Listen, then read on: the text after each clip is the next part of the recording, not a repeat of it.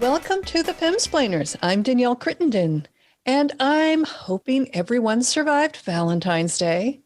For those who hate Valentine's Day, especially the men held at gunpoint to celebrate, which includes my husband, David, one of the upsides this year may be the fact that men are no longer forced to attend Valentine's Day performances of the vagina monologues. Yes, you all know the play by Eve Ensler. In recent years, the Vagina Monologues has been canceled in theaters and campuses across the country because of its gender insensitivity. Yes. Here is what an article in the Cornell Sun said when Cornell University canceled its annual performance in 2019, quoting, "The past sponsor of the popular show, the Women's Resource Center, has announced that due to recent changes in its mission statement, the group was rebranded the Gender Justice Advocacy Coalition this year. It will no longer support the play. The show is a collection of interviews turned narratives from people of all ages and backgrounds about their relationships and experiences with their vaginas. Quote, the limitations of the script, namely that it equates having a vagina with female identity and the requirement by Eve Ensler that it remain unchanged, leaves us with an incomplete play that doesn't honor the experiences of trans, non-binary, and gender non-conforming people. It is thus hurtful, harmful, and exclusionary to folks with these identities," said Shura Gatt, interim director of the Women's Resource Center and advisor to GJAC. Well, as you know, as our listeners know, the play has often been staged on V-Day on campuses across the country as part of a movement to protest violence against women, which is a movement founded by Ensler. In fact, the very first benefit performance of the Vagina Monologues took place in New York City on February 14th in 1998, and it raised more than $250,000 for local anti-violence groups. And to be clear, the women claim to speak on behalf of all women and girls, including cisgender, transgender, and those who hold fluid identities that are subject to gender-based violence. Since then, the organization has raised over $100 million to fund local programs, support safe houses, rape crisis centers, and domestic violence shelters, change laws to protect women and girls, and educate local communities to raise awareness and change social attitudes towards violence against women. But it's now considered bigoted by some to suggest that having a vagina is an intrinsic part of being a woman. That's not the only female body part to come under fire lately. A Twitter follower sent us a link to a recent story out of the UK where the terms breasts and breastfeeding have been designated to cause offense. This is from the BBC, which reported that an NHS trust is to use, quote unquote, gender inclusive language for its maternity services, including terms such as chest feeding and birthing parent. Brighton and Sussex University Hospitals Trust is thought to be the first in the UK to adopt the language in its internal communications and meetings. The trust said it recognizes, quote unquote, challenges gender identity can have on pregnancy, birth, and feeding. Now, if you're a biological male listener, you will understand that there is no such thing as chest feeding. Yes, it's true that Mother Nature, and can we still identify nature as mother, gave men nipples for reasons we still don't understand. Maybe she, they, nature just thought a flat male torso looked too blank without nipples, like a G.I. Joe doll. But, and I speak from the experience of having had 3 children, no matter how much I prayed and wished that my husband could breastfeed, it was never going to happen. There is simply no such thing as chest feeding. But joking aside, we're witnessing more and more cultural attacks on biological womanhood in the name of gender inclusivity. And as our listeners know, this was something we spoke at length recently on the podcast with Katie Herzog. In fact, that podcast inspired one of our Canadian listeners to take action at her daughter's school, an all-girls school, which had begun gradually erasing female nouns and pronouns from its policies. This listener gave me permission to share her email, which I'll do while keeping her details anonymous. And I'll use the name Susie for her daughter, which is not the girl's real name. So our listener wrote as follows to the principal of her school. I have found it jarring that in recent communications from you and from Susie's teachers, you appear to be deliberately avoiding the use of the gender words daughter and girl. Susie is instead referred to as my student, as in, quote, this semester, your student will be studying. The mother notes, Susie is not my student. She is your student, and she is my daughter.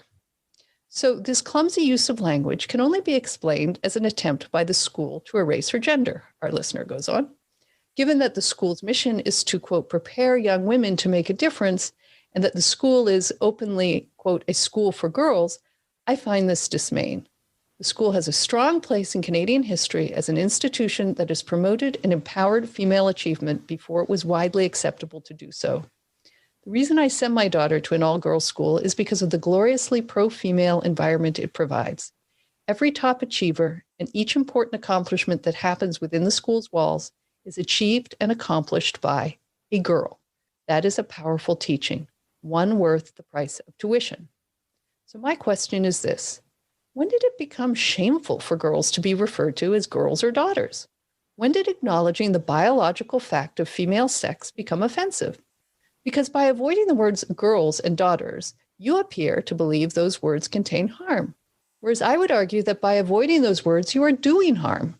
You are telling the girls that the mission of the school as a space for girls to achieve their full potential is illegitimate, and that their identity as females is something so tenuous and questionable that it's best ignored or denied. She goes on, the result is an assault on femaleness itself.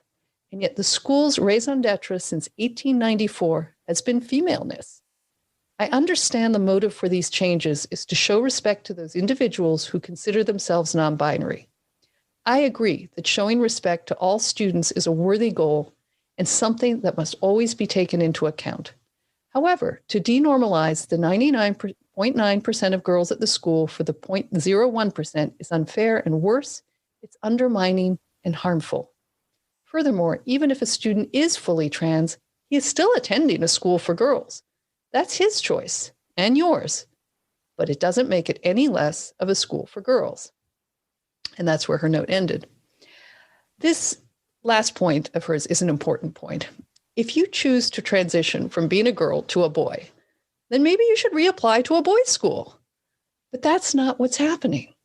We don't see male institutions, schools, sports teams, prostate clinics, being asked to erase their male focus and language to accommodate trans men, only women's.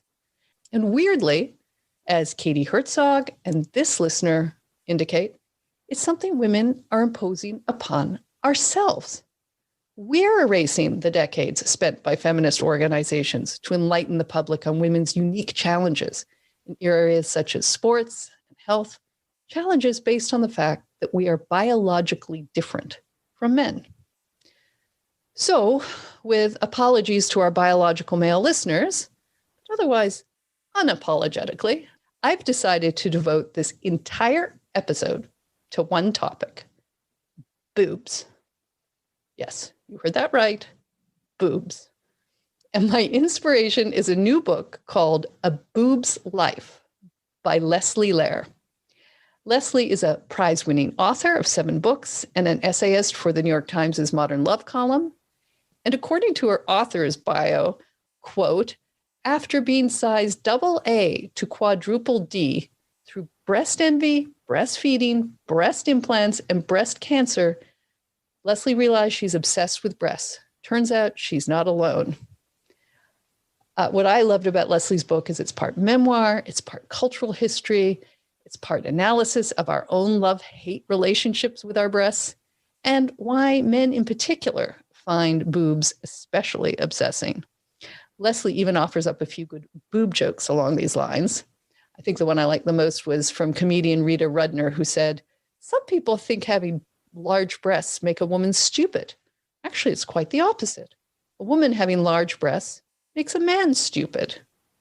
But to any woman reading this book, I think she'll identify especially with the memoir aspects of it. I think there are 2 defining markers of female adolescence: how old you were when you got your period, and at what age did your breasts develop. And if you were a slow developer like I was, you'll remember your teenage years as an excruciating waiting game, combined with endless experiments with cotton balls, other types of padding, so-called training bras, and devices you ordered from the back of your Archie comics that promised to make your breasts grow. But like sea monkeys, they unfailingly disappointed. The writer Nora Ephron, in her famous essay called A Few Words About Breasts, which was published in 1972, described her own agonizing experience as a flat-chested teenager. She wrote, "Here are some things I did to help. Bought a Mark Eden bus developer, slept on my back for 4 years, splashed cold water on them every night because some French actress said in Life magazine that that's what she did for her perfect bus line." So Leslie's book, A Boob's Life, wonderfully captures much of this teenage angst. And I should add, it's going to be adapted to a series for HBO Max by Selma Hayek. So we'll talk about all that and more with Leslie coming up right after this word from one of our episode sponsors. If you're like me, you know you should take vitamins, but I never know which ones are going to be the right ones for me. But now there's Care Of. Care Of is a wellness brand that makes it easy to maintain your health goals with a customized vitamin plan that helps you feel your best today and supports you long term. All of Care Of's products are formulated with good-for-you clean ingredients that are backed by science. Your recommendations come in daily, individually wrapped packets that are perfect for getting back into a routine. I always like to take quizzes, and Care Of's in-depth 5-minute online quiz asks you questions about your diet, lifestyle, and health concerns to help address your specific wellness goals. Care Of's holistic online quiz is like getting a one-on-one consultation with a nutritionist, all without leaving your house. So get a personally tailored approach to your unique health needs and make taking better care of your health a priority. Make it super easy with Care Of.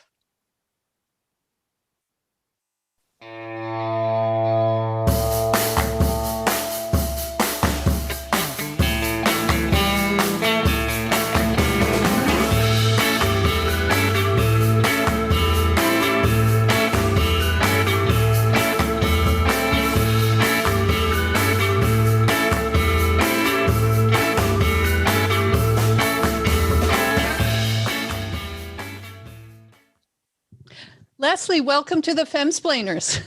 Thank you so much. I'm really excited to be here. Well, I can't think of a better topic than your book for a podcast called The Femsplainers, called A Boob's Life, of course. And I'm going to ask you the most obvious question right away. Like, why did you write a book about boobs, and why the word boobs? Well, I mean, A Breast Life sounds a little too serious, right? It sounds like a medical book. Seriously. Oh, yeah. If you Google breasts, you will get cancer. You will get breastfeeding, all the really serious stuff. But if you Google boobs, you'll get porn generally. Yes. So, yeah. Yeah. Or really bad jokes, some of which Yes. you've included. And actually, a lot of them are really funny. Well, I've tried to include the good jokes, mostly Yes. by women, because we can like talk about our own bodies. I think that's part of the deal. But for me, breasts really felt personal, and boobs, I can talk about my boobs all day long, which clearly I'm going to do with you.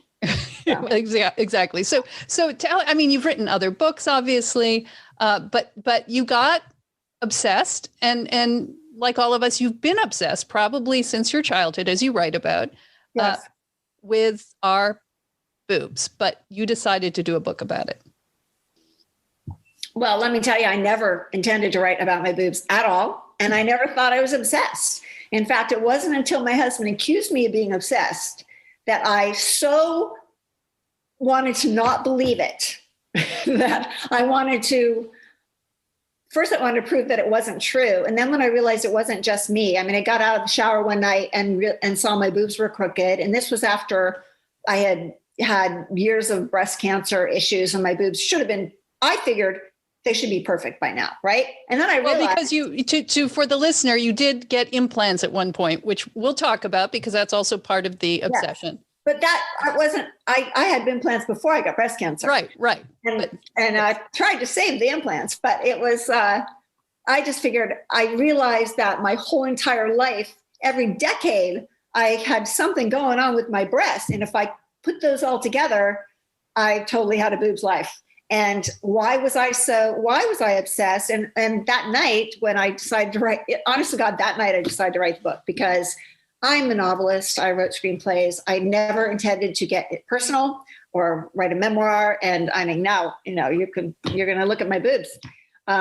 There's pictures in the book, not of my boobs, but you can see them all through my life. But I was so upset with my husband. I just moved into a house, and it was kind of a reward for me living through breast cancer. It was like a really cool condo. And I was so upset about my boobs that date night was like off. And he accused me of he said, I'm obsessed. And I was so insulted. I'm a feminist. No way could I be obsessed with breasts. And so he said, calm down. And we watched TV for a little bit. It happened to be the last week of David Letterman's Late Show. I actually don't name him in the book, but this guy, the intellectual comedian, 38 years on the air. Every celebrity in the world was on his show that week. And so you'd think he'd do his very best jokes. And what does he do? A boob joke right in his monologue.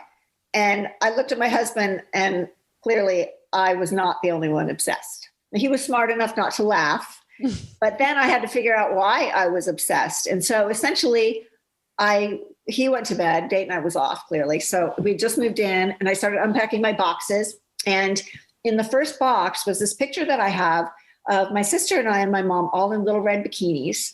And I'm 3, my sister's 1.5, and our bikinis have like those tiny red strips across our nipples. And I remember laughing so hard because my sister could never keep it over her nipple.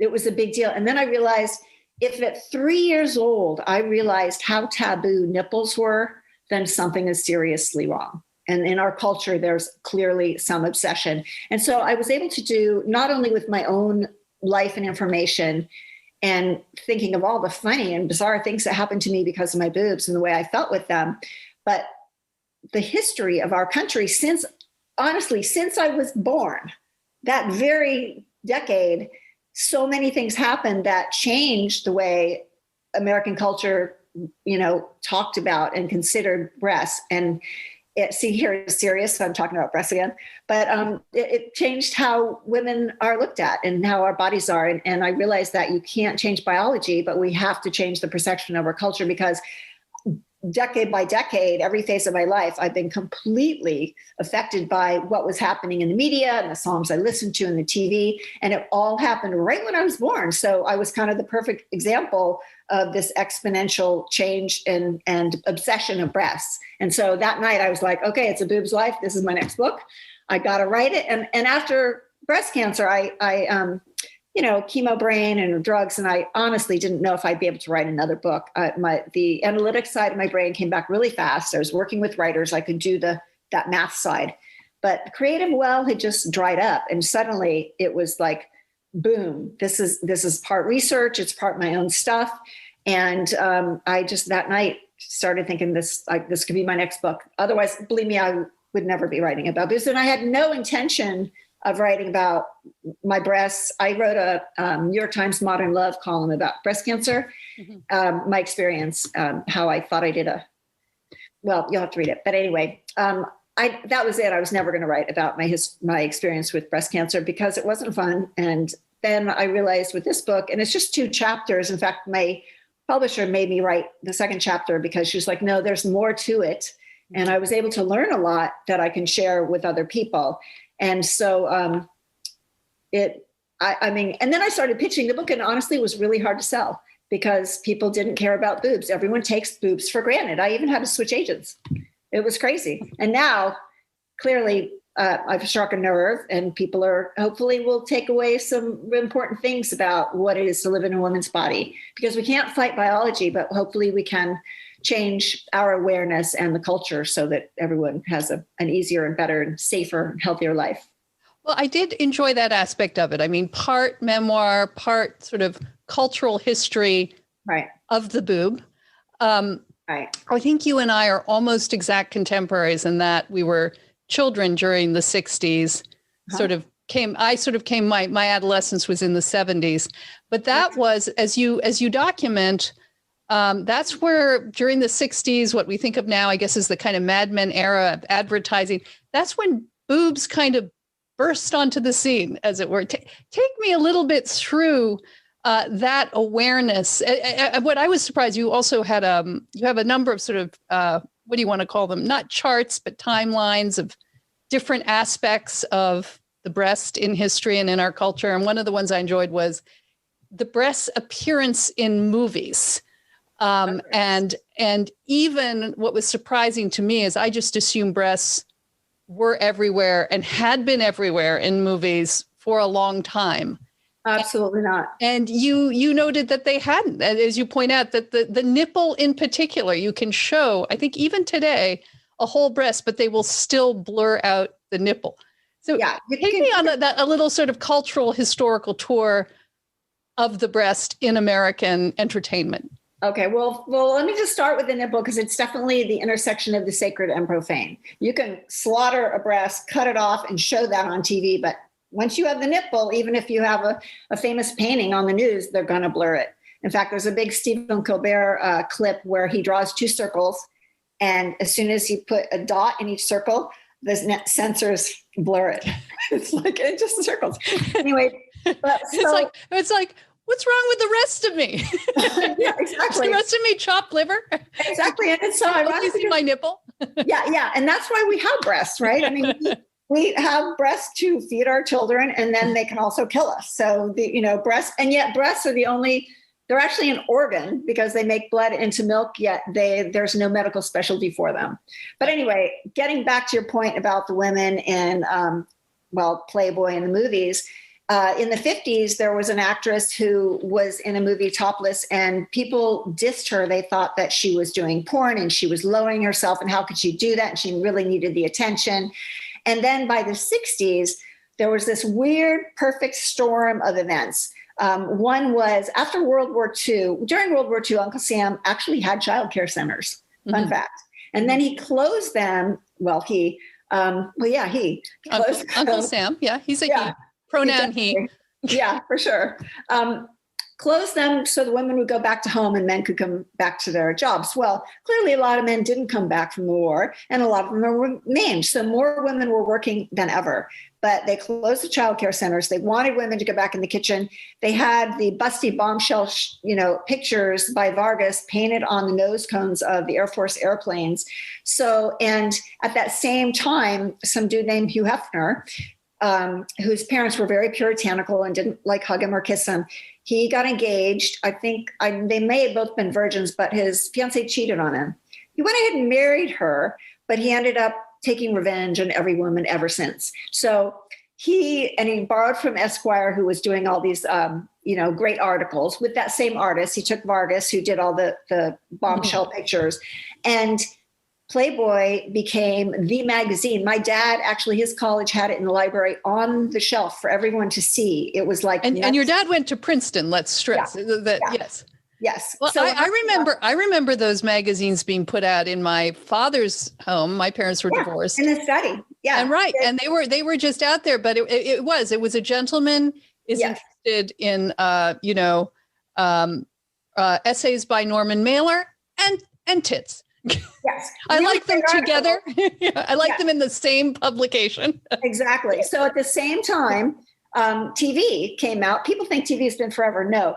From the late 50s to when you and I were kids in the 60s, I remember getting a color TV we had the color TV upstairs, black and white downstairs, but it went from hundreds of TVs in the country to millions. It was a big deal. Every home suddenly had TV. And in my research, I found that men's eyeballs, it's biological imperative for men to find a mate to have babies, right? So men's eyes will gravitate towards a woman's chest within 200 milliseconds of them walking into a room.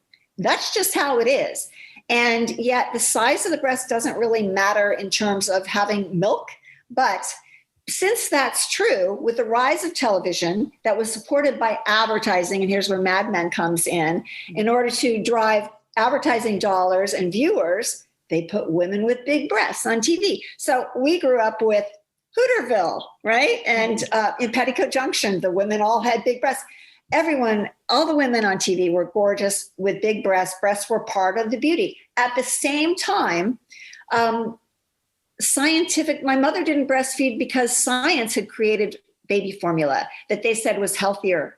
Right. And so, so women, it was déclassé to nurse your children. Modern women used formula.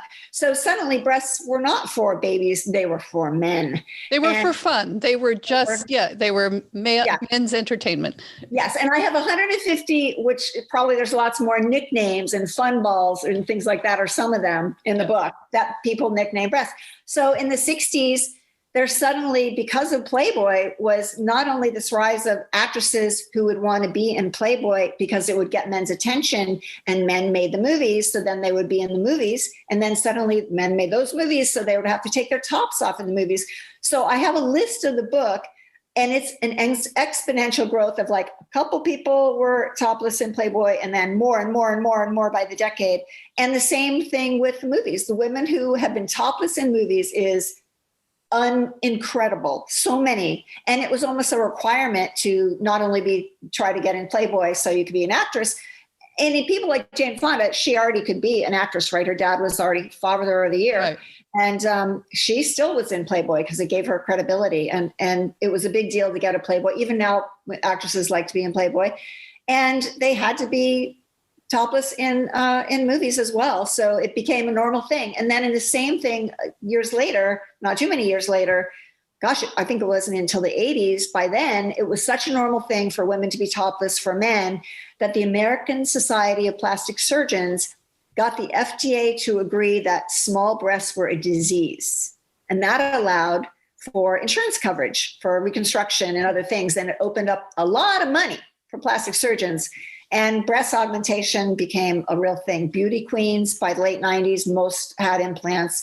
It's a big deal. Breasts became part of what a woman has to have to be beautiful. And they always are. But it just became more of a thing that we're so judged by our bodies that there's no avoiding it. Well, it's an interesting time. And I think that time when you talked about Playboy and your own ambivalence about breasts, one's breasts, were they too big? I mean, this was part of becoming a woman, is that whatever other physical rituals men go through, women, it's getting your period and waiting for your breasts to come in, as it were. But during that time that you talk about, just as women were, you could say being objectified, being put on Playboy, et cetera, it was also the sexual revolution. And so a lot of women found this empowering to be able to show their breasts and be regarded sexually without the scorn and prejudice that they were slutty or proper women didn't do this. And the hippies, as you point out, you had a wonderful section where you're very torn as this young girl that suddenly not wearing a bra, letting it all hang out was progressive and liberated. And yet you didn't really want to do that either. I really wanted a bra. I wanted to be big enough to need a bra. That's a rite of passage. And breasts, of even getting your period, I mean, breasts are the thing that people can see from the outside that make you a woman. And, it was you were against the war if you didn't wear a bra, but if you wore a bra, you weren't. So it was, our breasts became political as well. And while we think of the sexual revolution, and a lot of women did have the advantage of it, we still judge women if they're loose or not loose in negative and positive ways. And we think of the sexual revolution also as everyone doing what they wanted. But the fact is that birth control was not legal for single women until the early 70s. Mm-hmm.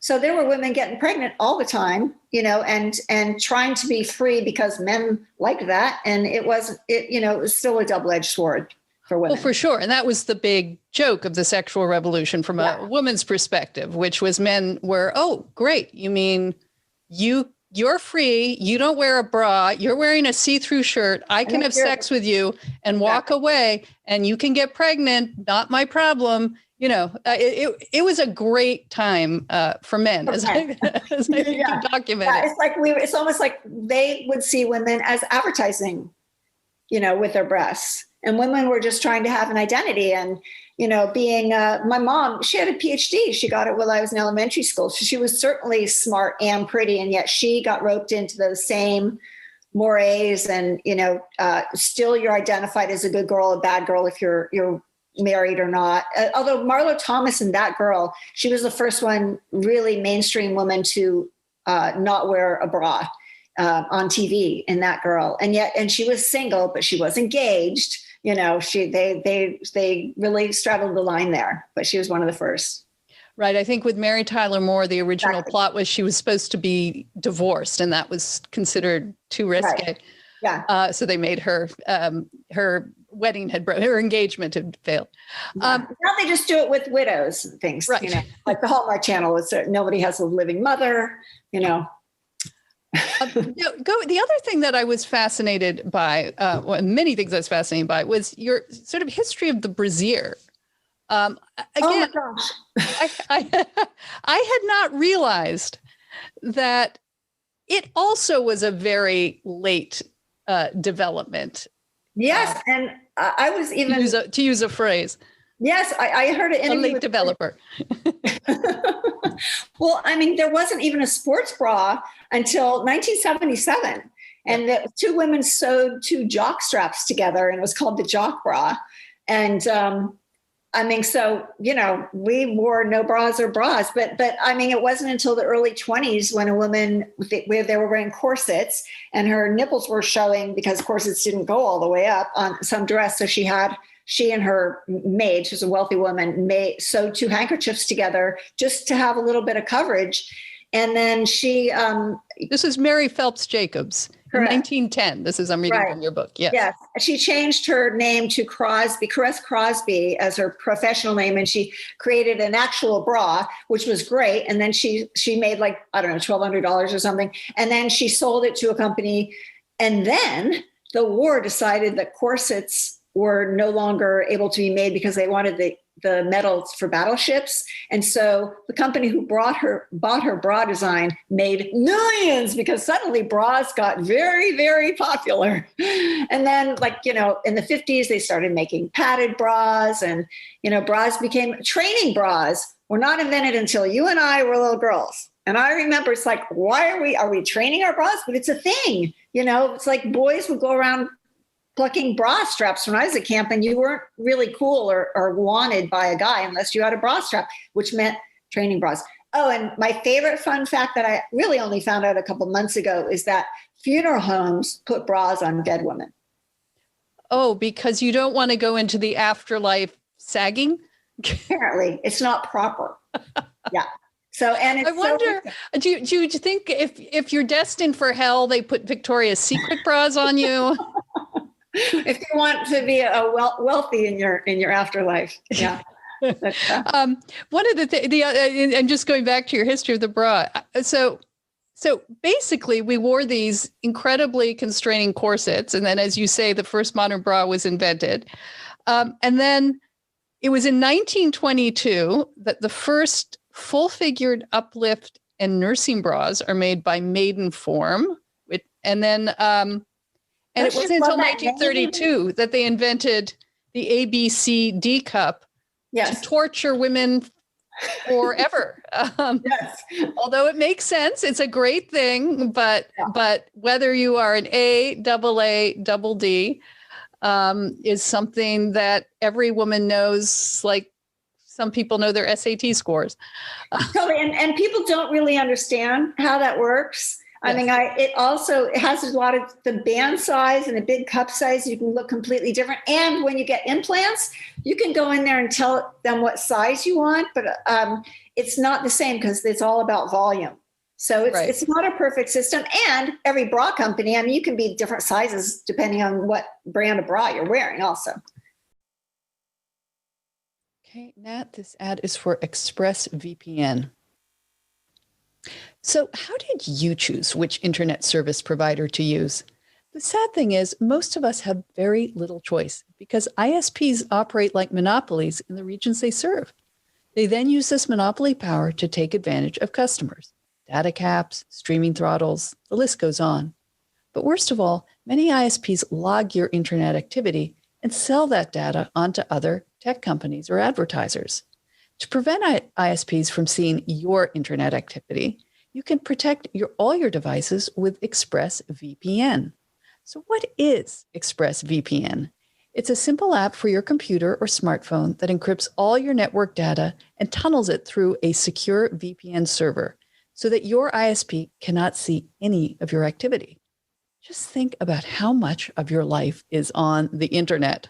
Sadly, every site you visit, every video you watch, or message you send gets tracked by ISPs or other tech giants who can then sell your information for profit. That's the reason I recommend Expressvpn as the best way to hide your online activity from your ISP. Just download the app, tap one button on your device, and you're protected. And Expressvpn does all of this without slowing your connection. That's why it's rated the #1 VPN service by CNET and Wired.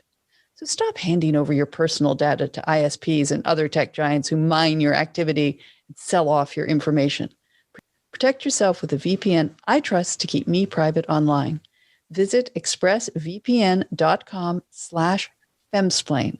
That's Express, EXPRESS, V as in Victor, P as in Peter, N as in Nancy.com/femsplain to get 3 extra months free.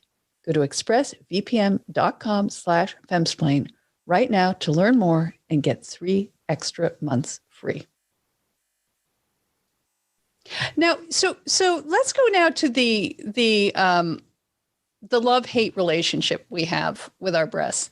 That I think part of the ambivalence, and this certainly comes through in your book, that on the one hand, as women, we revel in the sexual power we have with our breasts, assuming we eventually get them, or have them medically added. Right. But there is a real power to them, as you discuss at length, which we also sometimes resent.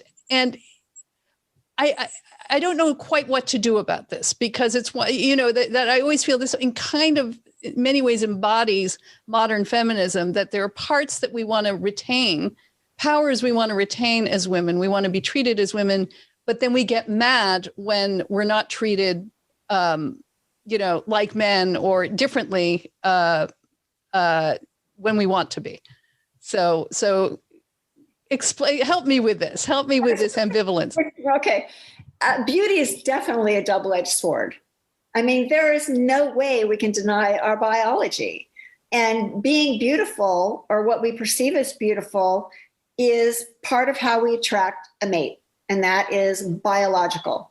So it's important for us to be beautiful. And yet we have this real censorship issue of, are we empowering ourselves to show our beautiful bodies, or is it exploitative? Because let's say a man looking at you, looking at the difference of Girls Gone Wild versus Free the Nipple, they still get to see breasts, you know? So, and with us, we want to be beautiful. And yet for so long, we have to hide our breasts to be professional. If we want to date, we're going to show a little more breast. I mean, it's definitely, there's no getting around the biology. So for me, the only solution is to have an awareness of it so that we can see that it's not holding us back. And I really feel that it holds both men and women back, because even women judge ourselves. If we see a woman who is very busty, we might think she's a bimbo. I mean, when I had breast implants, that was my biggest fear, was I'm an intellectual. I don't want to be a bimbo. I didn't want to be felt like that or felt fake, or, and I realized I still am judging other women like that. And then there's people like on TV. I don't know what the statistics are this year, but I mean, last year, Sofia Vergara for several years running was the biggest earner on TV. She also has the biggest boobs on a regular series. And and Kim Kardashian, you got to think, the people who draw the eyeballs make the money, and same with Victoria's Secret. These women are multimillionaires, and they vie to wear bras essentially made of diamonds. The fantasy bra of a year was a big deal. Made of diamonds, it's a crown for your breasts. So we all want to compete. We all want to be beautiful. And yet it is used against us. And I think in my mom's era, it was, you kind of had to choose between smart or pretty. And nowadays, as women have more freedom and more empowering, it's almost as if we have to be smart and pretty. And that's even harder to be. And so it's a really tricky thing. I think it's a lot of pressure, and we have to be aware of it ourselves so that we don't trap ourselves into this position of, being judged for our clothes. Like even our politicians, are they pretty? Are they not? Does it matter? It matters because that's how people see them, and that's how they get judged. And yet it maybe shouldn't matter. So we just need to be aware of that. So I really think if we know better, we do better, and then we'll all, be better off for it. What made you decide to get breast implants? As you say, you're an intellectual, and you were you had a divorce.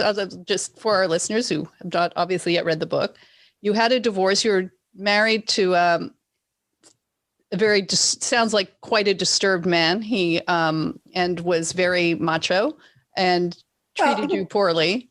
He was a Vietnam vet, and that's a cultural thing too. And I think that's actually a chapter that my agent was like, no, you have to put this in the book because this is about boobs. This is about your roles. I went into the marriage being very liberated and successful. And as I had children, our status changed dramatically.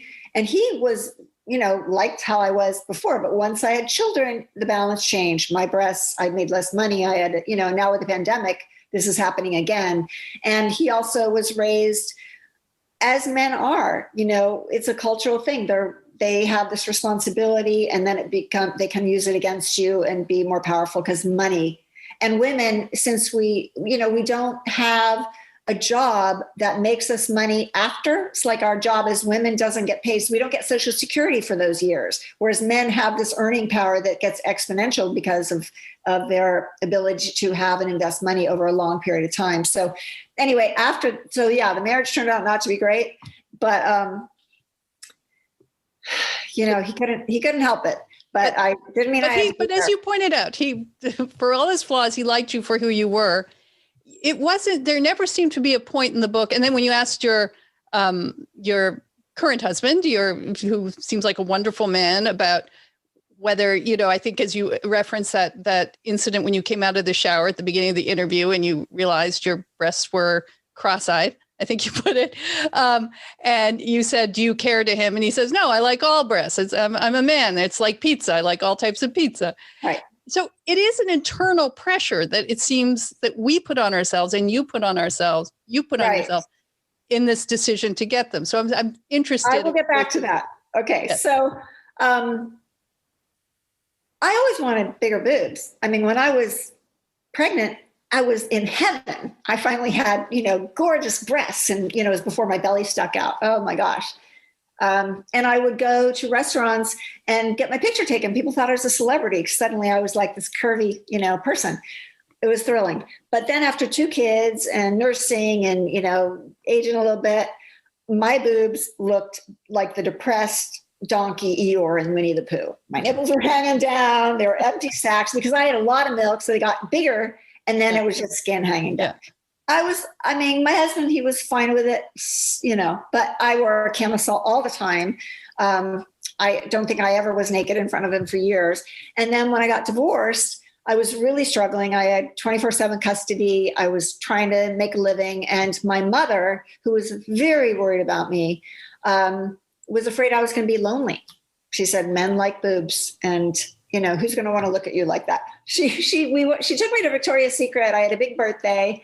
And I needed to get a bra for a strapless dress. I didn't have any boobs, but I had these, nipples from empty, and she hadn't seen me naked. And she, of course, had a beautiful figure. She still has a beautiful figure. She did not nurse because she was, a mom during the 60s, 70s. And so, she actually thought I was deformed. Now, if you ask her today, she'll say, oh no, that's not what I meant, but she totally said it. So, but she meant it in a way that I didn't look womanly to her. And she was afraid for me. And so she offered me as a divorce present breast implants. Now, of course, I was horrified. I was not that kind of person. I was never going to be a bimbo. That wasn't me. And then finally, about a year or so in, she caught me at a moment of weakness and said, at least have a consultation with this board certified doctor. You don't have to do anything, but just go see. And of course, I was curious. So I went to it, and I thought, I met the guy who was totally nice. He actually said, had a kind of a disease, right? He was like, oh yeah, like as if I was late to see him. Well, you do live in Los Angeles. So I do. If you're not there at the age of 16, you're late.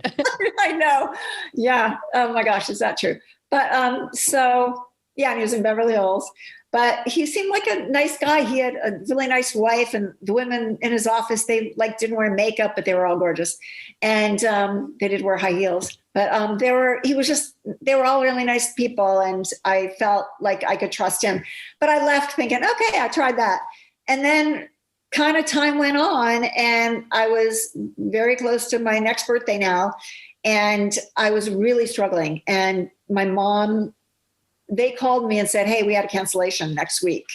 And my mom had offered to pay, and it was a lot of money. And I would have liked her to give me a check to help me with my rent. You know, I was like, but she was like, that was my job as the mother to take care of my kids. She wanted to help with the fun stuff. That was fun for her. And so almost on an impulse, it was like, I just had my annual physical. So I had all my tests ready to go. I just needed some blood tests. So I went for it. And I said, just please, I want to be small. I want to be respectable. And then, I was really concerned about it. But so I did it. And I came out of it totally shocked and scared because I didn't know what was going on. I called him every day and complained that they were too big. And he said, Leslie, you're the only one who's ever called and said that. And don't worry, they'll go down. And they did go down, but I also bought lingerie and I felt beautiful again. I mean, it really gave me this weird sense of confidence. And I started, I planned another book. I sold another script. I just walked different, and I hid them. I wore a jacket, but I just knowing I had them, I just felt differently. And then I started dating, and that became a whole other issue because then I had these fake boobs. But I don't want to say that I think that it's great for everybody. And I don't know that I would do it now. I mean, the decision in my book, it's kind of the story of, am I going to fix them again? What's really important to me now? And so I come to the end and make a decision about it. But I feel like, 300,000 women a year get breast augmentation. It's the most popular elective surgery. And ironically, the same number of women, 300,000 a year, get breast cancer. I mean, breasts are such a big deal to us. And so I don't feel like it's a bad thing to do. I don't feel like it's a good thing to do. I feel like we have to live in this culture and whatever. I don't think it's a vanity thing so much as an insecurity thing because we are constantly being judged. And I think that we have to be aware of how we're treated in the culture. And hopefully that will help us change the culture. So all the body positivity movements, had I seen a lot of breasts, around me looking different ways, I might have felt more comfortable in my body, but I didn't. That's what I saw at the time. And so it was about 15 years ago.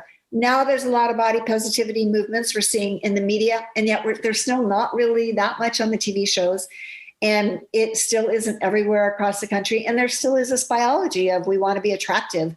So I think it's a double-edged sword. I will say for anyone who does decide to do it, make sure you have really good board certified medical attention. Be aware of all the risk factors. Know that it's not a one-shot deal.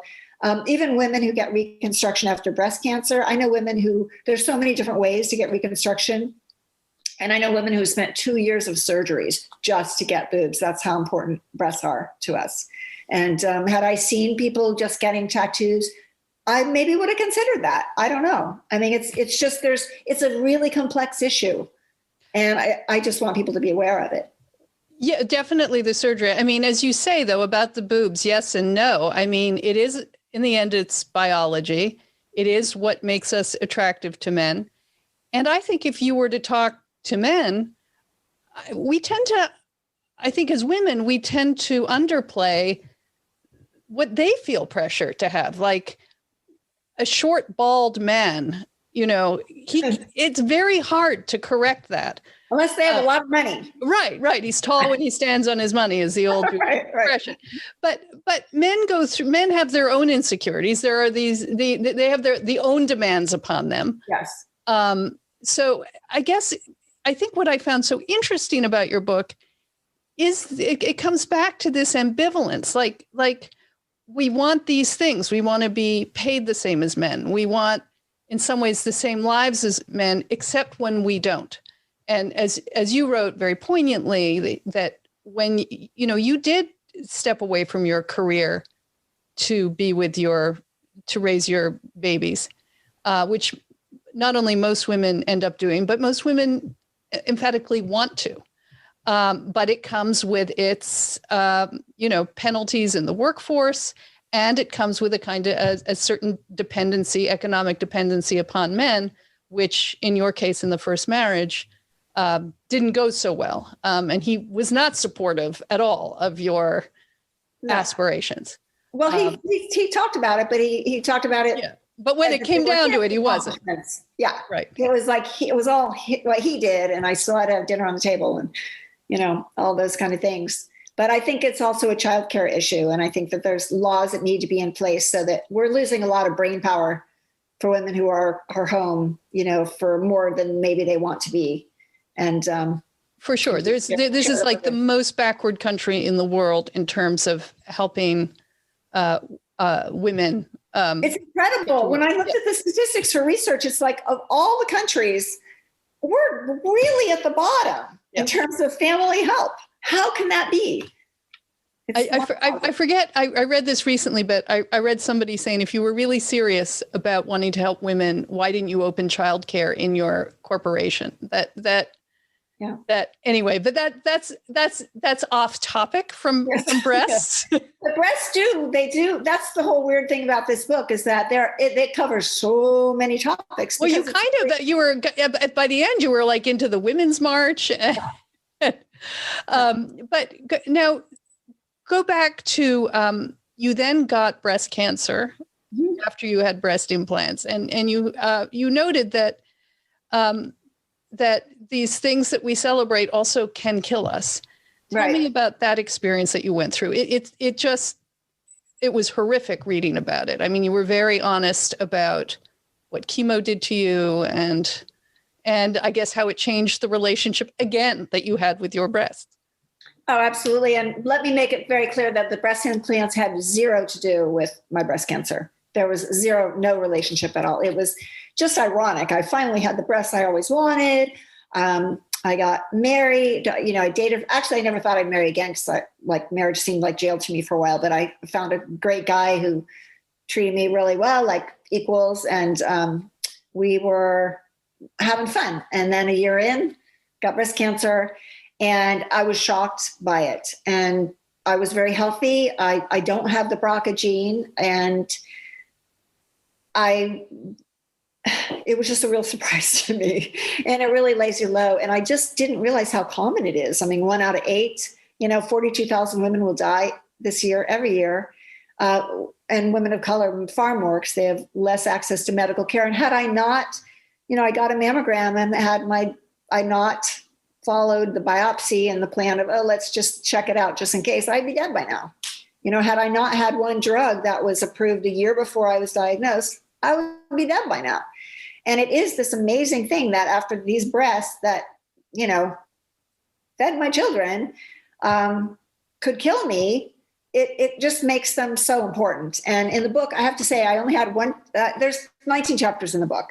And it's a lot of humor, clearly, because it's going to be a comedy. But there's 2 on breast cancer. And one, there used to be one, and my agent was like, no, you have to really talk about this. And I thought breast cancer is so cliche. I don't want to talk about it. I don't want to hear about it. I don't want to live it again. I'm sick of all the pink stuff. Everybody knows that. I'm so done with pink. Right. I am done. Yeah. Really ruined that color for me.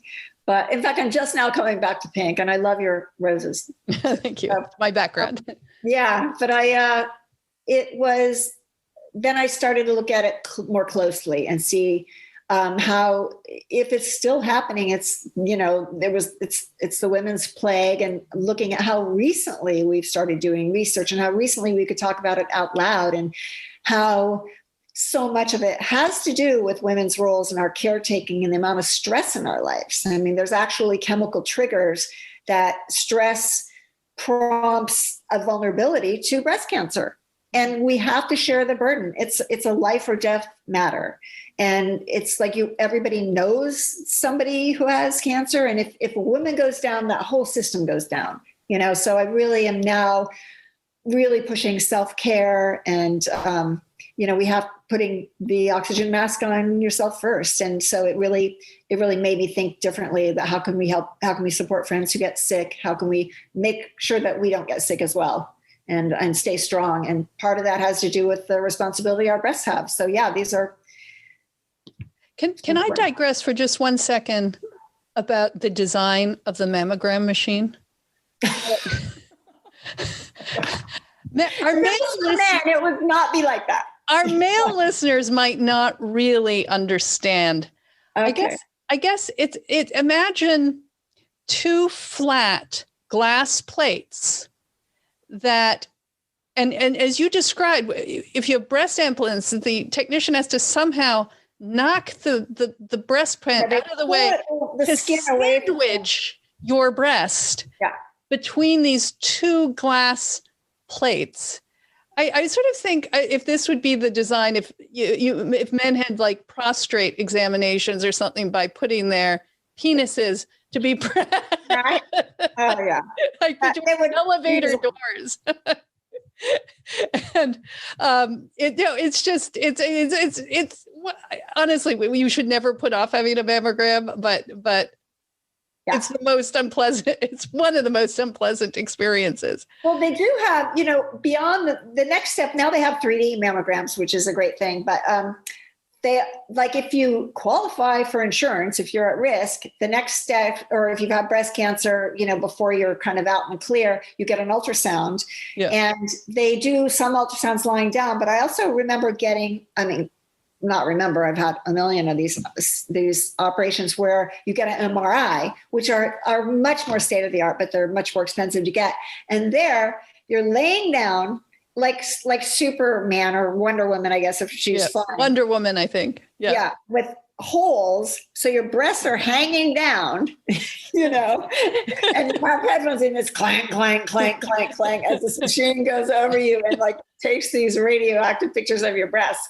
Because you have like blue dye going through you. It's like, it's honestly, I think a lot of these machines are centuries old. They look like it. Obviously they're modern, but they're certainly not designed by women for women. Right. So we had more women who could get childcare and be full-time doctors and design medical equipment. Everyone would be a lot more comfortable. Right. So. Just to end this, towards the end of the book, your beautiful young daughter, I think at age 21, announces she would like breast implants. Yeah, I was. And you had to deal with that.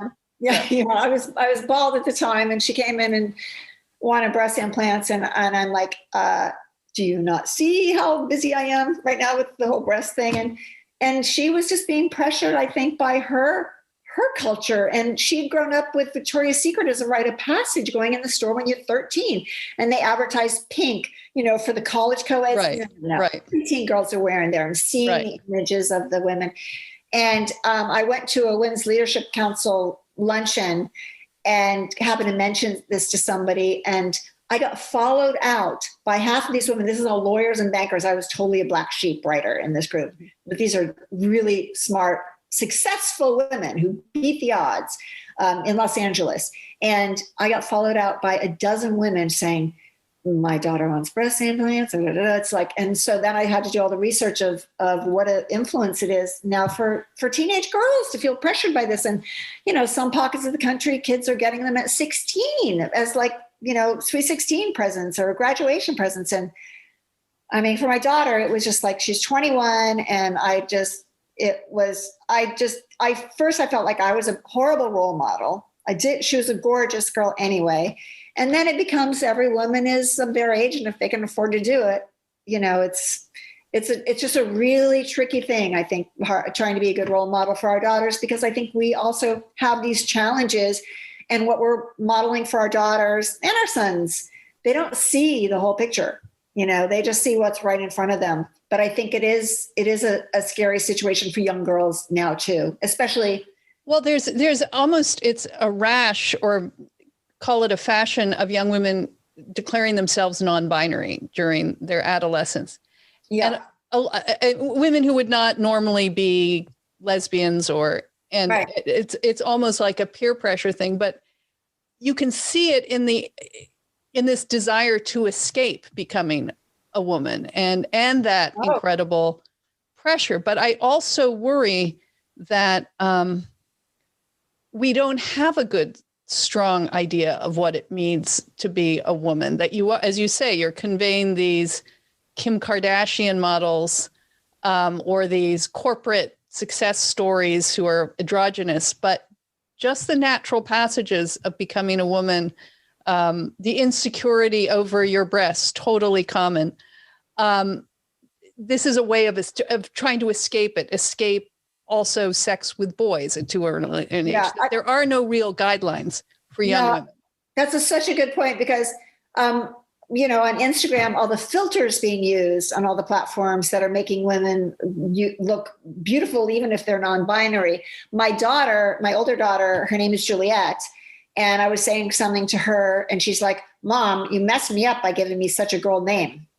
You know, I mean, everyone knows I'm a girl. I can't just say, because she was having problems with a new employee. And she was saying, you know, I'm so trying to please, like he's new and he's trying to take over what I told him no. And I couldn't just say no. I had to say, well, gosh, you know, I really think. And I said, well, just be like more neutral. And maybe you can just say, sorry, no, you know? And she says, he knows I'm a girl, Mom. My name is Juliet. You messed me up, you know? So I see how I wish I mean, that it is a kind of embarrassment about being women, and it concerns me. It's not an embarrassment so much as I think when you work with men who naturally are living up to potential, and women are kind of known to be judged not by their potential, but by what they've already accomplished. And we have so many other things to be doing, and women get really insecure. Well, you know, probably I'm sure you've talked to women who, when women are applying for jobs, will only apply for jobs if we hit every single requirement on the resume, you know, and men will apply for it, ignoring that, just thinking I can do it, you know, and I've made lots of money before, so I'm going to make it again. And women are just coming into it from an angle where there's more pressure. And then what do you wear to an interview? I mean, I think going into meetings, women spend so much more time. First, you have to decide how to present your breasts, to hide them or not, our face, our hair, what we're wearing. I mean, I just go out to dinner. My husband, like 5 minutes, he's out the door. I'm like, I need 20 more minutes, you know, just to be presentable to the world. And so I think it really goes into this whole double bind for women to be beautiful and smart and try to do it all. And even I think the non-binary thing, I think that's a really interesting point that you're making there.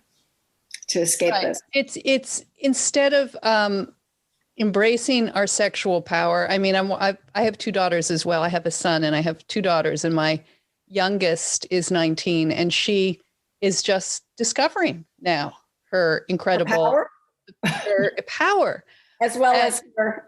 Yes, which comes with certain assets, the development of certain assets as one discovers as you get older. And I think it's very important for her, or try to make it important for her, not just to understand the sexual power she wields, because young women tend to be, as most young people are, pretty insecure about who they are. But understanding that she wields an incredible power, and to use it wisely. It's like teaching someone how to use a firearm properly, you know, like, but I also don't want her to be afraid of it or resent it or, you know, not embrace it. Like, yes, no, I think it is tricky. And I know, I mean, I'm hoping all ages read my book so they understand where some of these perceptions come from. Even the music they listen to, the lyrics, say a lot about men and women and girls and boys and how we're seen. And it's you know, and then we all can talk a good talk, but when it's us, we still get trapped into these old situations that can really hurt us. So I think it's very tricky. I have obviously two daughters and two nieces, and they're all in completely different places. None of them have read my book yet. I'm going to spring it on them all at once. And they all have really different ideas about who they are as women and how that has them in relation to their jobs and their men. And I personally, that's how the country is. You know, we're all women we have so much in common, and yet we all are raised in this one culture, but we all come at it from different angles. And so I hope really to empower women like your daughter to embrace it. And she's lucky to have a mom like you. And I, as you know, there's, going to be a TV show, and they're probably going to give me a daughter and a son so that they can talk about both of them. Yes. In fact, tell us, I say before you go, tell us about the TV show. Yes, well, Salma Hayek is going to is developing my book right now. She told me she's obsessed with it, which is very exciting because she has a lot of boob power. I don't really. She uses her boobs for good. I mean, you see her on the screen, but she's an incredibly much better than using them for evil. Oh yes, well, I think for sure that's funny. But she's an incredible producer. She's done a ton of movies, Frida and Ugly Betty, and was TV show and this Spanish language film TV show Menorca. I mean, she's done all this humanitarian stuff. We don't think of her that way because of her bikini pictures, but I think that's how she draws people in, right? And she is making a TV show for HBO Max based on my book, and it's called The Boob's Life, and it stars Leslie, and the boobs are going to talk. And they're going to have their own speaking part. Yes, because they'll have their own actor, union membership. No. Yeah, they're going to be a metaphor for how it is to live in a woman's body, and to have those voices in your head of how can I own my power and still live in our culture. Is it going to track your character, as it were, through the 60s? Well, they've decided as of right now, the pilot's being written right now, that's going to start when I'm 40. Yeah. And or not quite 40, in my 30s, having a critical moment in my boob life. And it will have flashbacks to do that. So it will cover many things depending on how many seasons it goes. And I'm an executive producer. That's fantastic. Yeah, so I get to have a say in who plays me. Yes, I hope it's Salma Hayek. That would be awesome. Yeah, she's not exactly my shape. She's not going to star in it. She will definitely be involved, and we'll find out more about that as it evolves. But it's just really exciting. The thing is, with the pandemic and everything, it will take some time for it to, TV takes some time anyway. But so I'm hoping everyone reads the book and gets the real picture. And there are pictures in the book and footnotes, and it'll be really interesting. So it's very exciting. It's a terrific book. I just realized when I suggested that your boobs might have their own actors union membership, the actors union is SAG, right? So it could be appropriate. Yeah. Oh my gosh. Oh my gosh. Can I use that? Yeah. Yes, go ahead. Oh, that's so funny.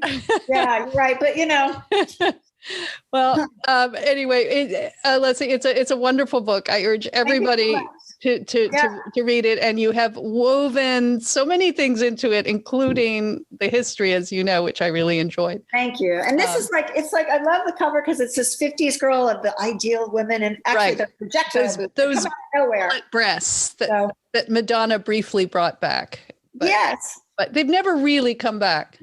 Well, it's not exactly the natural shape of a breast. So it's also like, if you ever want a man to look above your chest, you cannot don't do that. Do not wear those. Right. All right. Well, thank you so much. Thanks for joining us. Thank you. I really appreciate it. Thank you.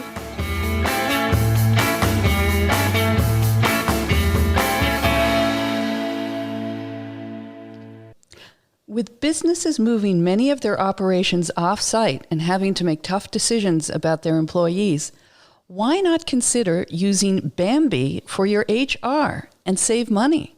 Because when running a business, HR issues can kill you. Wrongful termination suits, minimum wage requirements, labor regulations, and HR manager salaries aren't cheap, an average of $70,000 a year. Bambi, spelled B-A-M-B-E-E, was created specifically for small business. You can get a dedicated HR manager, craft HR policy, and maintain your compliance, all for just $99 a month. With Bambi, you can change HR from your biggest liability to your biggest strength. Your dedicated HR manager is available by phone, email, or real-time chat. From onboarding to terminations, they customize your policy to fit your business and help you manage your employees day to day, all for $99 a month. Month to month, no hidden fees. You can cancel at any time. You didn't start your business because you wanted to spend time on HR compliance. Let Bambi help and get your free HR audit today. So go to Bambi.com/fem right now to schedule your free HR audit. That's Bambi.com/fem, spelled BAM to the BEE.com/fem. Well, that was fun. I hope that wasn't too much boobs for you all. And if it wasn't, next episode, we're going to be talking about sex. Our guest will be sex therapist Dr. Bathsheba Marcus. She's known as the Queen of Vibrators, among other things, and her new book is called Sex Points: Reclaim Your Sex Life with the Revolutionary Multi-Point System.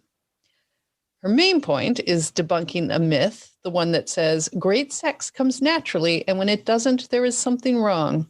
She says sex is a gift that takes work, like exercise or eating right. It also takes practice and know-how. So I'll see if I can get through that one without blushing. And just a reminder, as we come up towards the end of February, we'll be holding our monthly virtual cocktail party with our subscribers. If you'd like to join us, please consider becoming what I like to call a friend with benefits. For as little as $1 a month, you'll get your invitation to the party, plus our monthly bonus episode called Last Call. You'll also have the opportunity to receive an ad-free early edition of the regular podcast, plus our newsletter. So I'd love it if you could become a friend with benefits. Otherwise, stay well, and we look forward to seeing you next time.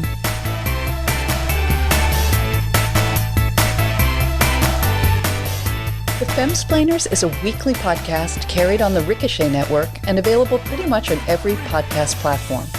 Follow us on Twitter, Instagram, and Facebook, and watch video of our interviews on YouTube. You'll find links to everything, plus how to contact us directly at femsplainers.com. We survive and depend on your support. Like the show?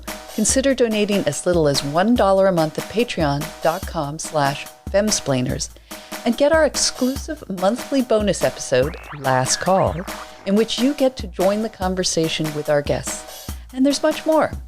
And a big shout out of thanks to our audio and video editor, Nat Frum.